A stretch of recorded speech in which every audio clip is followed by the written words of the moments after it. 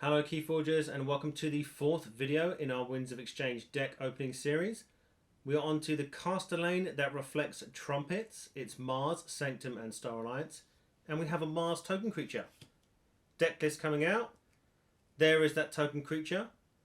It's the Grunt, 3 power, and there are no abilities, so it's a straight Martian Soldier 3 power creature. We have Yixlix Mesmerite, 5 power with an enhanced Amber Pip. Action, a creature captures one from its own side. Xanthix Harvester, 3 power with a capture enhancement. It cannot be used while it has a non-Mars neighbour. After Reap, gain 1 Amber. A second Harvester. And a third Harvester. Tixel Beam Buckler, 4 power, 1 armour. Play, deal 2 damage to a creature and move it to either flank of its controller's battle line. Clone Home is an action. It's got an enhanced capture pip. Play, make a token creature. If there are more friendly creatures than enemy creatures, archive Clone Home. Brain Dart is an action. You get an ab when you play it. Play, enrage an enemy creature. It captures one from its own side. Red Planet Ray Gun is an upgrade. You get an ab when you play it. This creature gains, after Reap, choose a creature, deal 1 damage to that creature for each Mars creature in play. Nizek Resonator, 2 power, 1 armor. For each neighbor Nizek Resonator has, your opponent's keys cost +2 amber. Mothership Support is an action. You get an amber when you play it. Play. For each friendly, ready Mars creature, deal 2 damage to a creature. You may choose a different creature each time. Swap Widget is an artifact. Action. Return a ready, friendly Mars creature to your hand. If you do, put a Mars creature with a different name from your hand into play, then ready it. Martian Revolution is an action. You get an amber when you play it. Play. Destroy each friendly creature. For each creature destroyed this way, make a token creature. Moving on to Sanctum, we're starting out with Anahita the Trader, 2 power. Reap, give control of a friendly artifact to your opponent. If you do, they must give you 2 amber. Now, I'm not too sure if that should say after Reap there. That might be one of the print issues from the first round of decks there. Harmonic Ritual is an action. You get an amber when you play it. Play. Choose a friendly creature. If its left neighbour shares a house with it, gain 1 amber and repeat this effect on that creature. Arms Master, 4 power, 1 armour with deploy and taunt. Play. Each of Arms Master's neighbours captures 1 amber. Absolve is an action. You get an amber when you play it. Play. Heal 1 damage from each creature. Each creature healed this way captures 1 amber from its opponent. Grand Melee is an action. Play. Destroy each creature that does not share a house with at least one of its neighbours. Casil the Benevolent, 2 power, 2 armour, and it enhanced 1 amber and 2 capture pips. We have a second Casil the Benevolent. Nightapult is an artifact. Action. The next time a friendly creature enters play this turn, you may have it enter anywhere in your battle line ready. A second Nightapult. Ostentatious Mount is an upgrade. You get an ab when you play it, and it's got an enhanced draw pip. Play. Move this creature anywhere in its controller's battle line. This creature gains taunt. Outflank is an action. You get an ab when you play it. Play. Each Sanctum flank creature captures 2 amber from its opponent. Revered Monk, 4 power with a damage enhancement.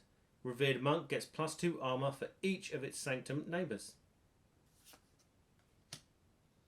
And lastly, on to Star Alliance. We're starting out with Uplink. It's an upgrade. You get an ab when you play it, and this one has a capture enhancement. This creature gains action. Make a token creature for each of this creature's non-Star Alliance neighbours. Rogue Operation is an action. It's got an enhanced amber and an enhanced capture pip. Play. Discard the top 2 cards of your deck. Steal 1 amber for each house represented among the discarded cards. Recorded History is an action. Play. Reveal up to 3 cards of different houses from your hand. Archive each card revealed this way. A second Recorded History. Pyro, 3 power, splash attack 3. Pyro may be played as an upgrade instead of a creature with the text, this creature gains splash attack 3. Echo Reflector is an upgrade. You get an amber when you play it. This creature gains your opponent's keys, cost +3 amber. Mutagenis Researcher, 3 power. It put 1 of each enhancement in our deck. And just to note, this is a legacy, so it does not appear in Winds of Exchange. This has been brought in from a previous set. CR Officer Hawkins, 2 power with deploy. Play. Gain 1 amber for each of CR Officer Hawkins' non-Star Alliance neighbours. Transporter Platform is an artifact. You get an amber when you play it, and this one's got an additional amber enhancement and a capture enhancement. Action, return a friendly creature and each upgrade attached to it to their owner's hands. A second Transporter Platform. Stealthster, 3 power with elusive, may be played as an upgrade instead of a creature with a text, this creature gains elusive. Grunt Work is an action, you get an amber when you play it. Play, look at the top 3 cards of your deck and put them back in any order. Make a token creature. And there we have it. Let's take a closer look. Before we get into the main review, just a quick breakdown of our token creature, the 3-powered Grunt. It has no abilities, so no after reap, after fight actions or omni abilities. It is a Martian Soldier Mars creature with 3 power. There are a few cards in the deck that deal with token creatures. If we start with Star Alliance, we have Uplink. It's an upgrade. This creature gains action, make a token creature for each of this creature's non-Star Alliance neighbours. So potentially you can make up to 2 if the creature you have this on does not have any Star Alliance neighbours. It is important in this deck where creatures are in our battle line, and there are many cards that allow us to deploy cards into our battle line wherever we wish. And we'll come to that when we go through the main deck review, but that is one way to make token creatures. In Star Alliance, we also had Grunt Work. It's an action. You look at the top 3 cards of your deck and put them back in any order, and then you make a token creature. So not only do you get to stack your deck, but you also get to put a token creature in play. In Mars, we had Clone Home. We've seen it before. Action, make a token creature, and then if there are more friendly creatures than enemy creatures, you get to archive Clone Home, so it is there to use on a future Mars turn. And then we had Martian Revolution. It's an action. Play, destroy each friendly creature. For each creature destroyed this way, make a token creature. Now it is a rare card. It will wipe your board but repopulate it. So you have the same number of creatures, but they will all be 3-powered grunts. I can foresee this being very useful in decks where you can exchange creatures with your opponent. So you can give them a lower creature, take one of their best creatures, then you destroy it. Creatures that were owned by them will go to their discard pile, and then you will repopulate with grunts. Very good if you've actually taken control of creatures outside of your house range. So if it's not a Mars, Sanctum or Star Alliance creature, you can replace it with one you can use. And then the only other card that I thought might work extremely well with Mars token creatures is Swap Widget. Action, return a friendly Mars creature to your hand. If you do, put a Mars creature with a different name from it into play, then ready it. What this allows you to do is if you have a Mars creature in play, it will obviously look like that, or you might have the token background. You can look at that card at any time, so you're going to know what that card is. It just means that you can return that to your hand, so you can then play that card, and then if you have a Mars card in your hand, you can play it and it will actually enter play ready if it was a creature, so it'll be able to be used straight away. So a very nice way of getting crucial cards into your hand if they have ended up as token creatures. Plus it allows you to put a Mars creature into play ready for that turn, so you don't have to wait for it to unready. There were no other cards that I could see that dealt with tokens. 3 power, generic token. It could obviously fight, it's got 3 power, it's not that susceptible to being pinged. But again, no abilities. Let's have a look at the rest of the deck. If we get straight into the breakdown, there were 15 creatures, 12 actions, 5 artifacts and 4 upgrades. This deck had a whopping 18 printed amber. Now, 3 of that was enhanced, so there was 15 printed amber in this deck. We also had 5 capture enhancements, 1 damage enhancement and 1 draw enhancement. If we start with amber control, we have the Resonator in Mars, 2 power, 1 armor, and then for each neighbor it has, your opponent's keys cost +2. So as long as it's not on a flank, your opponent's key is going to cost +4. That's a 9 key cost. That's pretty high just for 1 card. We had the Brain Dart, the action to enrage an enemy creature and it captures one from its own side. So not only are you lowering your opponent's amber control, you've got the option to gain that captured amber, and that creature has to fight before it can activate any of its other abilities. The Mesmerit, 5 power, quite a big body in Mars there, hit one of those enhanced pips. Action, a creature captures one from its own side. Now note here that it doesn't say enemy creature. There might be situations where it's beneficial for you to capture amber onto your own creatures from your pool. If we move into Sanctum, we had Outflank. Each Sanctum flank creature captures 2 from its opponent. Now again, this is yours and your opponent's. So if your opponent is playing Sanctum and it has creatures on the flank that are of House Sanctum, this will activate onto them as well. Arms Master, a returning card, 4 power, 1 armor with Deploy and Taunt, so we can place it anywhere in our battle line. And when we play it, each of its neighbours captures 1 amber. Anahita the Trader, I believe that should say after Reap now. Give control of a friendly artifact to your opponent. If you do, they must give you 2 amber. Now unfortunately it doesn't say you may, so you're going to have to if you Reap. And it says if they do, they must give you 2 amber, not capture, not steal, so it will bypass things like Barrister Joya, Discombobulator. It's a straight, your opponent gives you 2 amber. Now with the artifacts we have in this deck, they're pretty good actually in this deck. You probably don't want to give them to your opponent if they have those houses, and we'll have a look at those in a second. In Star Alliance we had Echo Reflector. It's an upgrade. This creature gains your opponent's keys cost +3. Straight passive effect. We've seen it before. I think it's great. Combine that with the Resonator, all of a sudden your opponent's keys cost 12 amber. And then we had Rogue Operation. It's an action. Play, discard the top 2 cards of your deck. Steal 1 amber for each house represented among the discarded cards. So it's going to be at least 1. Could possibly be 2. Now we do have, or we did hit in this deck, a Grunt Work as well. It's an action. It allows you to look at the top 3 cards of your deck and put them back in any order. Then you get to make a token creature, but you could stack your deck before you play Rogue Operation to guarantee that you steal 2 amber. That was the only steal in the deck, so that would count towards gaining amber, as would Anahita, because you get 2 amber, your opponent must give you 2 amber. We've actually got quite a few ways of gaining additional amber. We had the 3 harvesters. Now I did say that battle line placement is important in this deck. It will be if you want to activate this after Reap ability. It cannot be used if it has non-Mars neighbours. Ideally, you'd like to get these all in a row together and have 2 Mars creatures either side, and then you could Reap with these 3 and gain 6 amber. But that may not happen, and there are cards in this deck which might make us think, no, I don't want to do that at the moment, especially if we are behind on board. I put the swap widget in. We just saw it in the token generation, purely because it allows you to put a Mars creature into play ready, so you could Reap with that.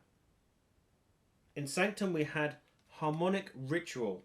It's an action and you choose a friendly creature. If its left neighbour shares a house with it, you gain 1 amber and repeat this effect on that creature. Now I think, due to the wording, correct me if anyone knows, but this could carry on along a battle line if you have creatures of the same house next to each other. If that is true, that could potentially be quite a bit of amber. If it's just repeat this effect, and it means just once, that's still 2 amber if you've got 2 creatures next to each other, but it doesn't say preceding effect. It says repeat this effect, so I'm guessing it's the whole play action. Absolve is kind of a combination of 2 cards that we've seen before. Heal 1 damage from each creature. Now that reminds me of, I think it's Cleansing Wave. And then each creature healed this way captures one from its opponent. So instead of gaining amber through Cleansing Wave, you're going to capture one from your opponent. So that's yours and your opponent's creatures. This will work on if they are damaged and they are healed. We did get 2 copies of Knight of Pulp, which I think is a fantastic card, just for the name alone. It's got an action of the next time a friendly creature enters play this turn, you may have it enter anywhere in your battle line and it enters ready. So not only do you give it deploy, which is going to help with those battle line placements for specific cards, it enters play ready so you can use it straight away. In Star Alliance we had the CR Officer Hawkins, again with deploy, and when you play it you gain 1 amber for each of its neighbours that is not Star Alliance. Now we could really abuse that if we have both of our transporter platforms out at the same time, because we could play it, bounce it, play it and bounce it and play it again for a potential 6 amber just from playing 1 card. Transporter platforms are always great because you can return the creature and any upgrades to it that maybe have amber pips, and ours do, and then we can either deploy them on additional creatures and then use their ability, and we still get the amber. So 2 transporter platforms, very, very good in this deck. When it comes to creature control, the Beam Buckler, 4 power, 1 armor. When you play it, deal 2 damage to a creature and move it to either flank of its controller's battle line. Doesn't say enemy creature. You can use it on your own if you need to rearrange your battle line for a specific card. Mothership, for each friendly ready Mars creature. Now this card just became a lot better in this set and this deck because we have the Grunt token creature. It is a Mars creature, so it will count towards how much damage you can do. So 2 damage to a creature for each friendly ready Mars creature, and you can pick a different target every 2 damage. Could be quite powerful. The Red Planet Ray Gun, again a returning card. This is one of the upgrades you might want to bounce back with a transport platform. This creature gains after Reap. You choose a creature and deal 1 damage to that creature for each Mars creature in play. That includes your opponent's Mars creatures. It doesn't say friendly Mars creatures. The only thing you need to be really careful of with this card is if you Reap and your opponent does not have a battle line, you still have to do that damage and it will be to one of your creatures. Martian Revolution we talked about in the token review. It destroys your creatures. Like I said, in other decks, especially if it's combined with Equidon, you could pull off some shenanigans here. In Star Alliance we had Pyro, 3 power with that splash attack 3, but you can play it as an upgrade, so you will be able to bounce it back with that transporter platform, and you could in theory attack multiple times in a Star Alliance turn with Pyro attached to each creature. And then finally in Sanctum we had Grand Melee. When you play it, you destroy each creature that does not share a house with at least one of its neighbours. So again, rearranging our creatures in our battle line, which we've seen we can do quite easily, can help set up for a very successful Grand Melee. There were a few cards that did count towards the AERC of the deck. That would be the cards that placed our enhancements in. So we had that Legacy Mutagenous Researcher with 1 of each enhancement, and then we had 2 of the Casil the Benevolent, which put 2 amber and 4 capture in the deck. We've seen the Grunt work, which I think is a fantastic card. You get to stack your deck and put a 3 power creature into play. The Stealthster, 3 power creature with elusive, or play it as an upgrade and give another creature elusive. The Ostentatious Mount, I think, has fantastic and beautiful artwork, but also a very good upgrade because when you play it, you get to move the creature anywhere in its controller's battle line, so you can play it on your opponent's creature and you will give it taunt. So if they're hiding a creature that they don't want to be attacked, you can put this on, move it to a flank if they've got anything that powers up either on or off a flank, move it where you will, and then you can attack into it because it has that taunt. We looked at the uplink and clone home for the uses with the token creatures. The Revered Monk hit that damage enhancement, gets +2 armor for each Sanctum neighbour. Again, works a bit counterintuitive with some of the cards in our deck, but could be a 4/4 creature. And the last 2 cards in Star Alliance were Recorded History. When you play it, you reveal up to 3 cards of different houses from your hand. So you don't have to reveal up to 3. You can reveal 1, 2, and then you archive each card revealed. So very handy for getting cards into your archives that are Mars or Sanctum on a Star Alliance turn, and being able to refill back up at the end of your turn is going to be very effective at speeding up your deck. I like this deck. There's some utilization around the token creature, which is good, and it being a Mars creature with that swap widget artifact, I think is absolutely fantastic. You're probably not going to want to give away any of your artifacts because we had the 2 transporter platforms, the 2 Nitropults, and the swap widget. Anahita the Trader might just be a creature you play and fight with. I don't know. It depends on the situation. We do have potential board clears with that Grand Melee. We do have a way of wiping our board. I can't foresee any situations where you'd want to and populate it with Mars creatures unless you wanted to do a really big mothership support turn. And the control in this is not bad either, so we can potentially increase our opponent's key costs, and there is some capture and steal in there as well, especially with those capture enhancements.